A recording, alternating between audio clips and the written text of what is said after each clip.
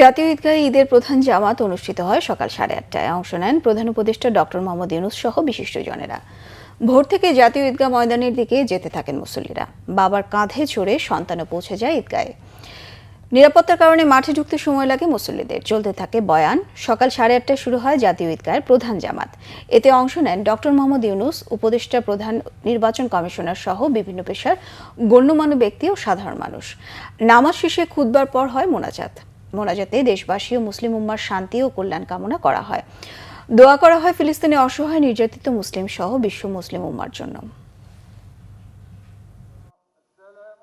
সবচেয়ে আনন্দ মুখর আজকের এই জাতীয় ঈদগাহে আমরা নামাজ পড়েছি, কারণ গত কয়েক বছর আমরা দেখছি যে এখানে অর্ধেকের বেশি লোক নামাজ পায় নাই, কারণ তাদেরকে বিভিন্ন পরীক্ষা নিরীক্ষা করা হতো, কুকুর দিয়ে হাঁটানো হতো, যেই কুকুরের স্পর্শ পড়লে সেখানে নাপাক হয়ে যায়। এবার ঈদ অনেক সুন্দরভাবে মানুষ কাটাইছে এবং দ্রব্যমূল্যের দাম থেকে সবকিছু মানুষ নিয়ন্ত্রণের নাগালের ভিতরে ছিল সবারই। স্বৈরাচার মুক্ত বাংলাদেশে স্বাধীনভাবে আমরা মুক্ত আকাশে, এই যে খোলা আকাশে ঈদ উদযাপন করতে পারছি এবং একসাথে সবাই নামাজ পড়তে পারছি।